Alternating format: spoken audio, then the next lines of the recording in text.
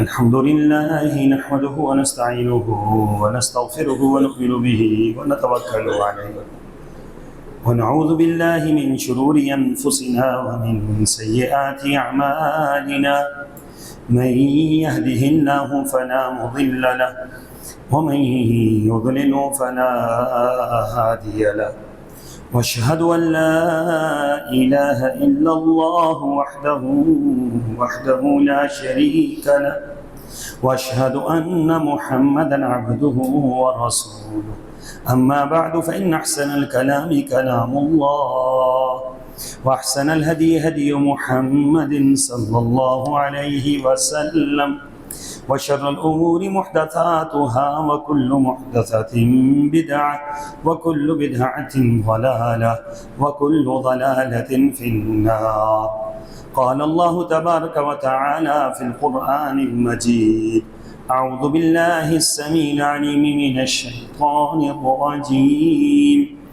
بسم الله الرحمن الرحيم. أم اتخذوا من دونه آلهة قل هاتوا برهانكم هذا ذكر من معي وذكر من قبلي بل أكثرهم لا يعلمون الحق فهم معرضون. وما أرسلنا من قبلك من رسول إلا نوحي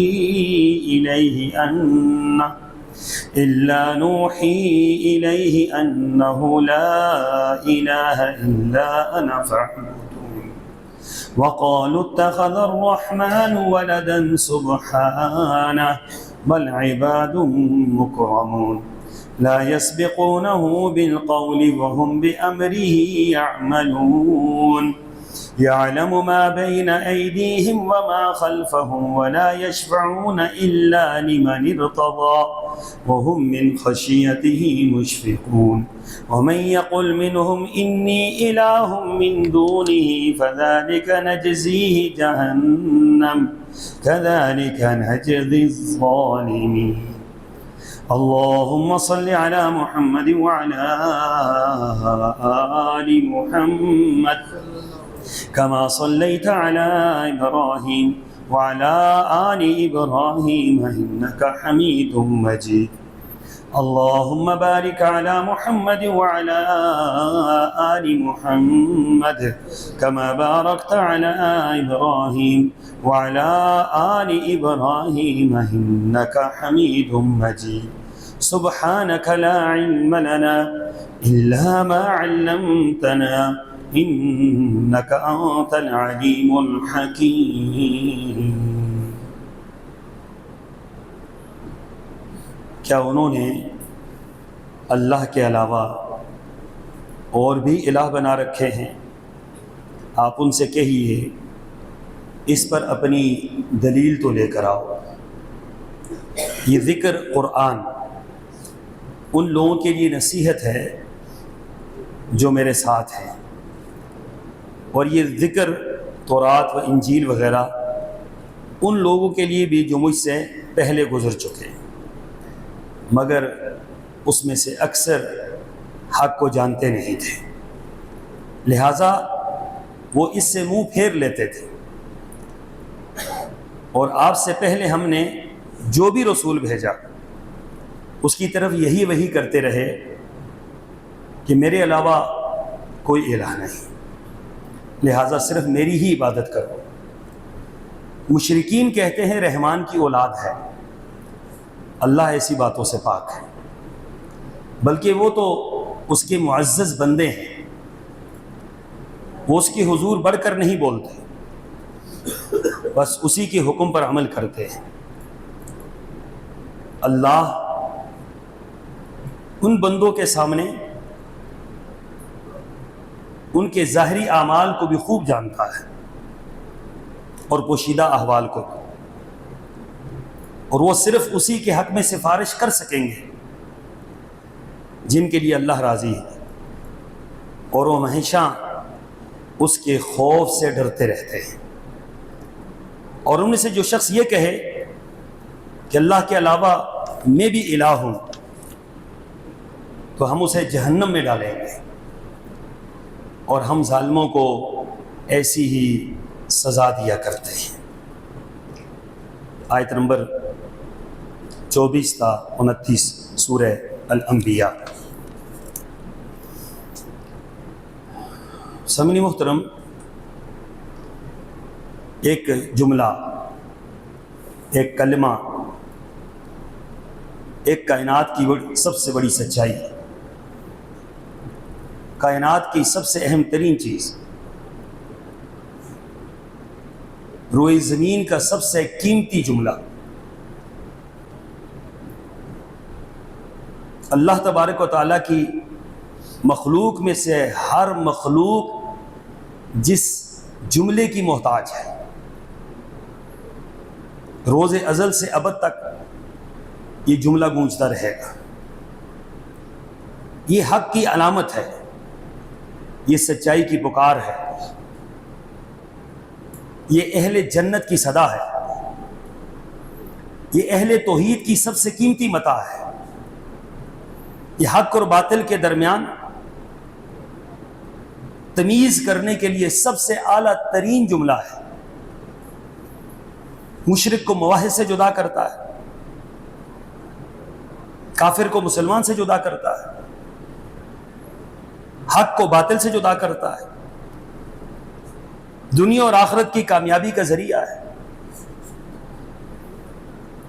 ازل سے جس جملے کو سب سے زیادہ اہمیت رہی اور اللہ نے اس جملے کو سب سے قیمتی جملہ قرار دیا، وہ جملہ کیا ہے، وہ کلمہ کیا ہے، وہ بات کیا ہے، وہ ورد کیا ہے، وہ وظیفہ کیا ہے؟ وہ ہے لا الہ الا اللہ۔ یہ لا الہ الا اللہ کی اہمیت سدا بہار ہے ہمیشہ کے لیے۔ مسلمانوں کا معاشرہ ہو، غیر مسلموں کا معاشرہ ہو، ماننے والے ہوں، انکار کرنے والے ہوں، عرب میں ہو، عجم میں ہو، گورے ہوں، کالے ہوں، کوئی بھی ہو، اس جملے کی اہمیت ہر ایک کے لیے یکساں ہے۔ اس لیے اس جملے کو جتنا زیادہ اللہ تبارک و تعالیٰ نے بیان کیا، اتنا کسی اور جملے کو بیان نہیں کیا، کسی اور لفظ کو اللہ نے بیان نہیں کیا۔ اسی لیے شاید علامہ اقبال نے اس جملے کو اس انداز سے بیان کیا کہ یہ دور پھر کسی ابراہیم کی تلاش میں ہے، صنم کدہ ہے جہاں لا الہ الا اللہ، کہ نظر آ رہا ہے کہ پھر یہ لا الہ الا اللہ کی صدا کمزور ہو رہی ہے۔ لا الہ الا اللہ کے ماننے والے اس کے معنی اور مفہوم سے واقف نہیں ہیں، لا الہ الا اللہ کے تقاضوں کو پورا نہیں کیا جا رہا، لا الہ الا اللہ کا جو وزن ہے، اس کی جو اہمیت ہے، اس کی جو عظمت ہے، شاید مسلمانوں کے دلوں سے وہ نکلتی جا رہی ہے۔ تو اس لا الہ الا اللہ کو دوبارہ اجاگر کرنے کی ضرورت ہے، روزانہ کی بنیاد پر اس کو اجاگر کیا جائے، دن میں سینکڑوں مرتبہ اس کو یاد کیا جائے، سینکڑوں مرتبہ اس کو کہا جائے۔ اس کو جتنا بیان کیا جائے گا یہ کم ہوگا، جتنا اس کی اہمیت بیان کی جائے گی اتنی اس کی ضرورت بڑھتی چلی جائے گی۔ تو اسی لیے تو ایک جملہ کہا گیا، اور شاید یہ بھی علامہ اقبال ہی نے کہا تھا کہ انہوں نے فرمایا کہ اگرچہ بت پرستی ہے جماعت کی آستینوں میں، مجھے ہے حکم اذاں لا الہ الا اللہ۔ لوگ لا الہ الا اللہ بھی پڑھتے ہیں اور لا الہ الا اللہ پڑھ کے کہیں اور لڑک جاتے ہیں، ساری دنیا لڑک جائے، ساری دنیا الگ ہو جائے، ساری دنیا مجھ سے روٹھ جائے، ناراض ہو جائے، لیکن میں نے تو لا الہ الا اللہ ہی کو پکڑے رکھنا ہے، کیونکہ ہماری کامیابی کا راز تو لا الہ الا اللہ ہے۔ یہی لا الہ الا اللہ ہے جس کو شجرہ طیبہ کہا گیا، یہی لا الہ الا اللہ ہے کہ جب کائنات بنی تو ایک ایک چیز نے لا الہ الا اللہ کے اقرار کیا۔ یہی لا الہ الا اللہ ہے جو وظیفہ ہے فرشتوں کا، یہی لا الہ الا اللہ ہے۔ سبحان اللہ، لا الہ الا اللہ کی اہمیت دیکھیے کہ کائنات کا رب جس نے کائنات بنائی ہے اور جو کائنات کو چلا رہا ہے، جس کو کسی چیز کی ضرورت نہیں ہے، کسی چیز کی حاجت نہیں ہے، لیکن میرا رب ایک جملہ فرما رہا ہے، شہد اللہ انہ لا الہ الا اللہ۔ اللہ گواہی دیتا ہے، اللہ گواہی دے رہا ہے۔ اللہ کس بات کی گواہی دے رہا ہے؟ اللہ فرما رہے ہیں میں اس بات کی گواہی دیتا ہوں کہ لا الہ الا اللہ، شہد اللہ انہ لا الہ الا اللہ۔ والملائکۃ وَأُولُو الْعِلْمِ قَائِمًا بِالْقِسْطِ. اللہ کے فرشتے، جبرائیل امین جیسا فرشتہ، اسرافیل، دنیا کا سب سے عظیم ترین اور بڑا فرشتہ، وہ فرشتے جنہوں نے اللہ کے عرش کو اٹھایا ہوا ہے، ان کی طاقت کا کوئی اندازہ نہیں لگایا جا سکتا. وہ فرشتے، ان کا ورد کیا ہے، ان کا وظیفہ کیا ہے، وہ کہتے کیا ہے؟ لا الہ الا اللہ، لا الہ الا اللہ، شہد اللہ انہ لا الہ الا اللہ. پھر فرمایا کہ فَاعْلَمْ أَنَّهُ لَا إِلَهَ إِلَّا اللَّهُ. یہ خطاب آپ کو اور ہمیں نہیں ہے، یہ خطاب حضرت محمد رسول اللہ صلی اللہ علیہ وسلم کو ہے. فَاعْلَمْ أَنَّهُ لَا إِلَهَ إِلَّا اللَّهُ. جو توحید کی سب سے بڑی صدا لگانے والے، جنہوں نے توحید کے لیے مارے کھائیں، جنہوں نے اس جملے کے لیے سب کچھ برداشت کیا، ان کو اللہ تبارک و تعالیٰ فرما رہے فَاعْلَمْ أَنَّهُ لَا إِلَهَ إِلَّا اللَّهُ. اے محمد صلی اللہ علیہ وسلم جان لے، پہچان لے، علم حاصل کریں انہ لا الہ الا اللہ. لا الہ الا اللہ کتنی بڑی چیز ہے کہ وہ ہستی جو لا الہ الا اللہ کے لیے پوری زندگی کٹ مرتی رہی، اسی ہستی کو یہ کہا جا رہا ہے فَاعْلَمْ أَنَّهُ لَا إِلَهَ إِلَّا اللَّهُ. اے محمد صلی اللہ علیہ وسلم علم حاصل کیجئے لا الہ الا اللہ کا، تقاضے جانیے لا الہ الا اللہ کے، شان اور مقام جانیے لا الہ الا اللہ کی، بیان کیجئے لا الہ الا اللہ کو، دنیا والوں کے سامنے اس کا اظہار کیجئے لا الہ الا اللہ. اس لیے قرآن پاک کے کئی مقام پر اللہ تبارک و تعالیٰ نے جملے کو دہرایا ان انذروا انہ لا الہ الا انا فاتقون. فرمایا ڈرائیے اس جملے کے ساتھ، لوگوں کو ڈرائیے اس جملے کے ساتھ، متوجہ کیجئے اس جملے کے ساتھ. جملہ کیا ہے؟ لا الہ الا اللہ. بھائی کوئی معبود نہیں اللہ کے سوا، کوئی مشکل کشا نہیں اللہ کے سوا، کوئی حاجت روا نہیں اللہ کے سوا. یہ جتنے باطل نظام ہیں، باطل افکار ہیں، باطل نظریات ہیں، باطل سوچ اور فکر ہے، لوگوں کی بنائی ہوئی قصے اور کہانیاں ہیں، ان سب کہانیوں کو رد کرنے کے لیے ایک ہی جملہ ہے، اور سب سے وزنی جملہ ہے، سب سے اہم ترین جملہ ہے، اور وہ کیا ہے؟ لا الہ الا اللہ. اب باطل افکار سے آپ کیسے جان چھڑائیں گے؟ باطل نظریات سے کیسے جان چھڑائیں گے؟ دنیا جو ہے وہ کفر کی طرف جا رہی ہے، آپ کیسے اس سے برات کا اظہار کریں گے؟ اپنے آپ کو کیسے دنیا والوں سے الگ تھلگ کر کے پیش کریں گے؟ وہ کیا جملہ ہے؟ فرمایا لا الہ الا اللہ. کہیے ان کو، ڈرائیے ان کو، بتلائیے ان کو، ان کے دلوں کے اندر بٹھا دیجئے کہ ہر وقت یہی بات کہتے رہیں، لا الہ، تجدید ایمان کرتے رہیں، اللہ سے تعلق قائم کرتے رہیں، انبیاء کا ورد کرتے رہیں، اللہ کے ساتھ مضبوط اور مربوط تعلق قائم کرنے کے لیے یہ جملہ اپنی زبان سے جاری رکھیں، لا الہ الا اللہ. اور ایک اور مقام پر فرمایا اسی کو، یا اہل الکتاب تعالوا الی کلمۃ سواء بیننا وبینکم. اہل کتاب ہوں، دنیا کے جتنے مذاہب ہوں، اسلام کہتا ہے آؤ اس کلمے کی طرف، آؤ اس جملے کی طرف جو ہمارے اور تمہارے درمیان یکساں ہے. تعالوا الی کلمۃ سواء بیننا وبینکم الا نعبد الا اللہ ولا نشرک به شیئا ولا يتخذ بعضنا بعضا اربابا من دون اللہ. یہ اتحاد کی دعوت کلمہ توحید سے، اتفاق کی دعوت کلمہ توحید سے، فرقہ پرستی سے نجات کلمہ توحید سے، لوگوں کو ایک پلیٹ فارم پہ جمع کرنا کلمہ توحید سے. جو کلمہ توحید پر اکٹھے نہیں ہیں وہ کسی چیز پر اکٹھے نہیں ہو سکتے، جو کلمہ توحید پر اکٹھے وہ ہر چیز پر اکٹھے ہو سکتے ہیں. تو کلمہ توحید ہی کا تو سب سے بڑا مسئلہ ہے، اسی ہی کو تو مشرکین مکہ مانتے نہیں تھے، اسی کے متعلق تو اعتراض تھا اجعل الآلہۃ الہا واحدا ان ھذا لشیء عجاب. بھئی اتنے خداؤں کو چھوڑ کر، اتنے معبودوں کو چھوڑ کر، اتنے ادیان کو چھوڑ کر، اتنے افکار اور نظریات کو چھوڑ کر جو ہم نے من گھڑت بنائے ہیں، طرح طرح کے ہم نے افکار اور نظریات گھڑے ہیں، صدیوں ہمارے آباء و اجداد نے اس پر استقامت کے ساتھ عمل کیا ہے. لات کو بنایا، منات کو بنایا، عزا کو بنایا، حبل کو بنایا، ان کی فضیلتیں اور مناقب بنائے، ان کے اوپر پھر سب کچھ قربان کر دیا اور صدیاں بیت گئی ہیں. اب اس کو کیسے ہم چھوڑ دیں صرف اس جملے کے ساتھ کہ لا الہ. وہ سمجھ گئے تھے لا الہ الا اللہ کا وزن کیا ہے، ہم نہیں سمجھے لا الہ الا اللہ کا وزن کیا ہے، اس لیے ہم لا الہ الا اللہ بھی پڑھتے ہیں اور جا کر ہم پھر کسی اور جگہ پر سجدہ بھی کرتے ہیں. لا الہ الا اللہ بھی پڑھتے ہیں اور جا کر ہم مشکل کشا حاجت روا کسی اور کو بھی مانتے ہیں. پھر لا الہ الا اللہ کا معنی ہم نہیں سمجھ پائے، مشرکین سمجھ گئے تھے. ان کا تو افکار اور نظریات ختم ہو گئے. انہوں نے صرف رسول اللہ صلی اللہ علیہ وسلم کو ایک بات کہی تھی، اے اللہ کے رسول صلی اللہ علیہ وسلم آپ کی ہر بات ہم ماننے کو تیار ہیں، ایک بات آپ ہماری مان لیں، وہ کیا ہے؟ کہا آپ یہ جو لا الہ الا اللہ ہے اس کو چھوڑ دیں۔ تو مسئلہ تو لا الہ الا اللہ ہی کا تھا۔ آپ نے شادی کرنی ہے، حسب نسب والی بہترین خاتون آپ کو پیش کرتے ہیں، مال و دولت چاہیے، ساری کائنات کی دولت آپ کے قدموں میں ڈھیر کرتے ہیں، بادشاہت چاہیے، آپ کے سر مبارک پر عرب و عجم کا ہم تاج سجا دیتے ہیں۔ اور کیا چاہیے کہ انسان کو؟ کہا کرنا کیا ہے؟ کہا کرنا یہ ہے کہ لا الہ الا اللہ چھوڑ دیں۔ تو آپ نے کیا فرمایا اس کے جواب میں؟ آپ نے فرمایا میری بات سنو، ایک جملہ تم مان لو میرا، باقی ساری باتیں میں تمہاری مان لیتا ہوں۔ بڑے خوش ہوئے، قریش کے مسئلہ حل ہو گیا، بات کہیں لگ گئی، مسئلہ حل ہو گیا، اختلاف ختم ہو گیا۔ کہا محمد صلی اللہ علیہ وسلم ایک جملہ، ہم کئی جملے آپ کے ماننے کو تیار ہیں، بتلائیے کیا جملہ ہے؟ فرمایا قولوا لا الہ الا اللہ، یہ لا الہ الا اللہ کو نہیں چھوڑ سکتے، قولوا لا الہ الا اللہ۔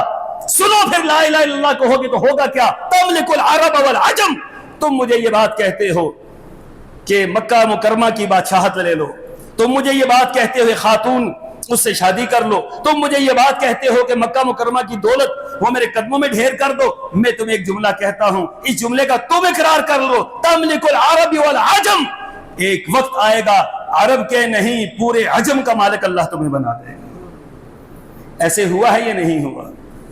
3 بر اعظموں پر حضرت امیر معاویہ کی حکومت تھی، 3 بر اعظموں پر 63 لاکھ مربع میل پر حکمرانی مسلمانوں نے کی، 63 لاکھ مربع میل۔ آج مسلمان کہاں ہیں؟ 2 ارب مسلمانوں کی آبادی اور آپ 57 ممالک، اس کے باوجود 63 لاکھ مربع میل نہیں بنتا۔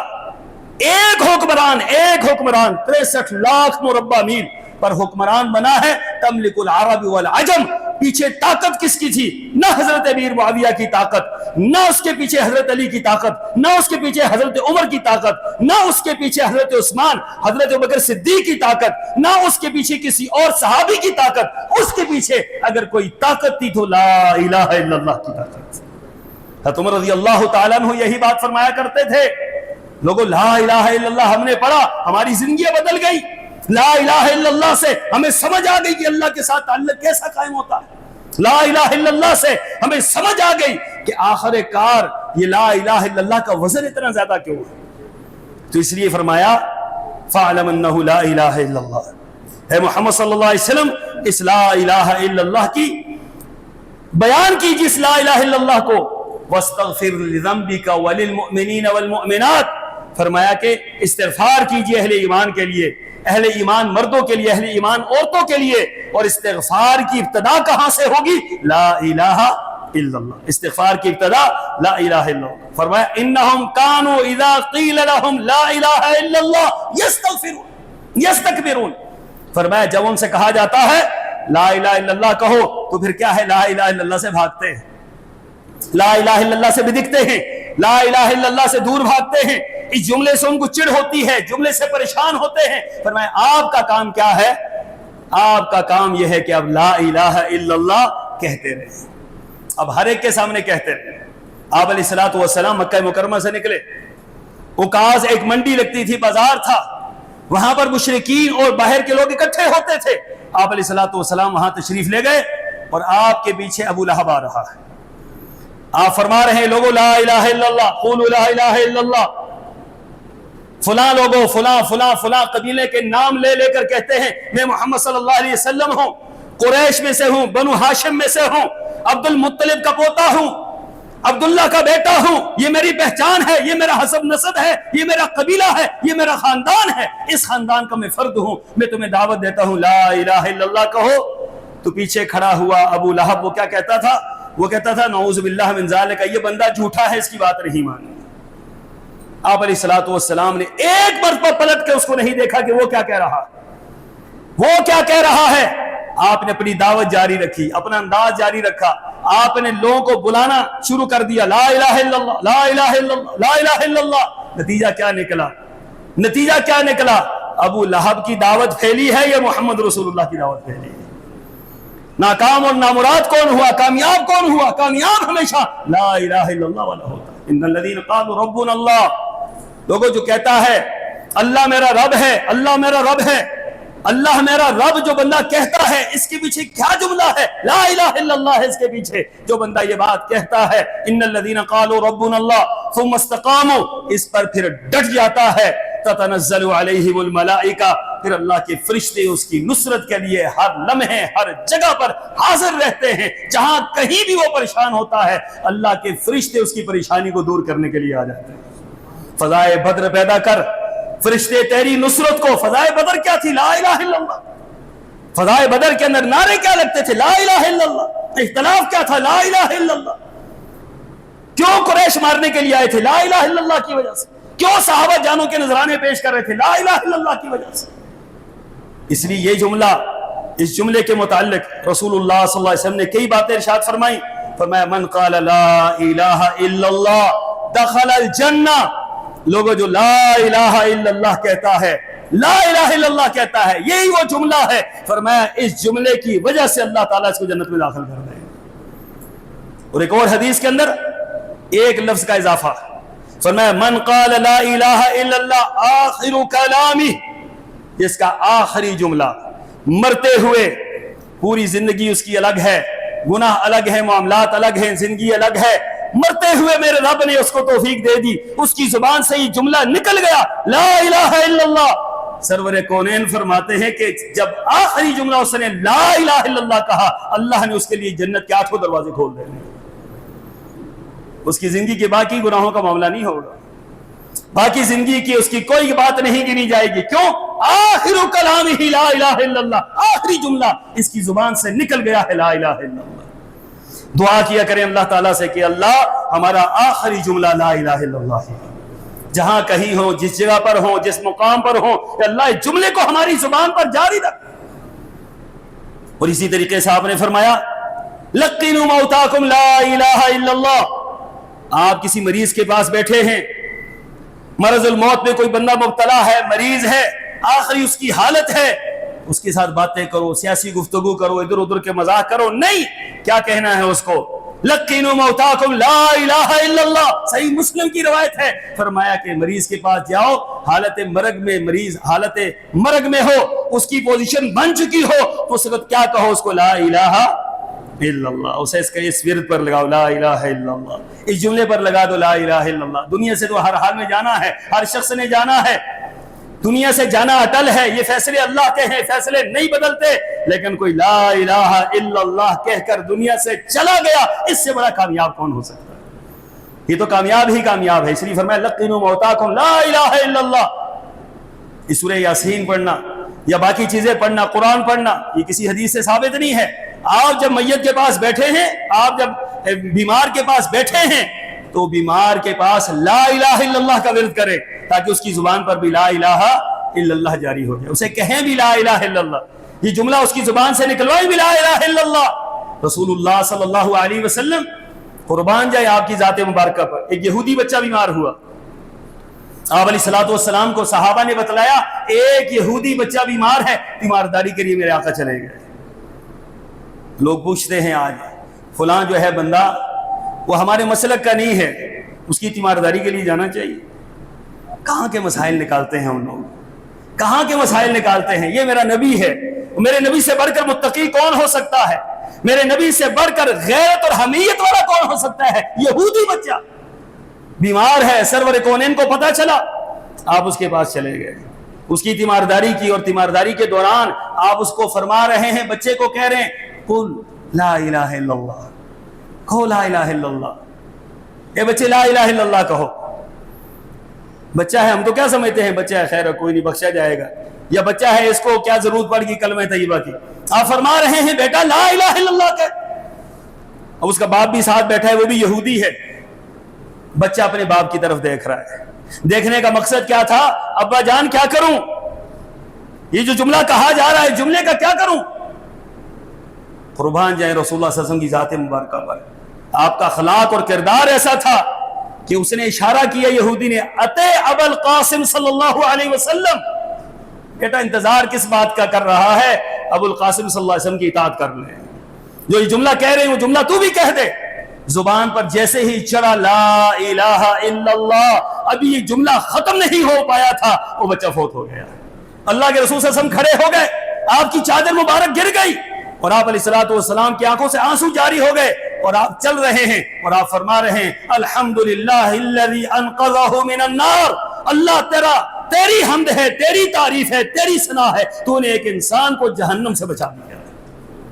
لا الہ الا اللہ یہ جہنم سے بچنے کا ذریعہ ہے. یہ لا الہ الا اللہ ہے. اگر کوئی انسان کوئی مسلمان جہنم میں چلا جاتا ہے، گناہوں کی وجہ سے چلا جاتا ہے، تو سرور کونین صلی اللہ علیہ وسلم نے کیا فرمایا؟ فرمایا کہ حکم ہوگا اللہ کا، آرڈر ہوگا اللہ کا، جس کے دل میں رائی کے دانے کے برابر ایمان موجود ہے اسے جہنم سے نکال دیا جائے. فرمایا کہ اس کیسے ایمان ہوگا؟ لا الہ الا اللہ کی وجہ سے. اگر لا الہ الا اللہ پڑھا ہے، اس کے بعد گناہوں میں پھنس گیا، دلدل میں پھنس گیا، جہنم میں چلا گیا، لیکن اللہ تعالیٰ لا الہ الا اللہ کی وجہ سے اسے کیا کریں گے؟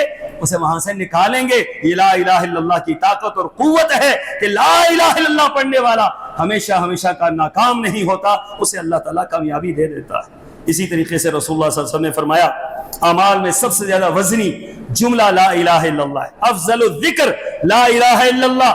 ذکر بہت ہیں، بہت ذکر ہیں، بہت اللہ کی حمد کے کلمے ہیں، اللہ کی تکبیرات کے کلمے ہیں، لیکن سب سے افضل ترین کلمہ کیا ہے؟ لا الہ الا اللہ. فرمایا ہر وقت یہ جملہ اپنی زبان پر جاری رکھو، لا الہ الا اللہ. اسی طریقے سے فرمایا ایمان کے 70 درجے ہیں.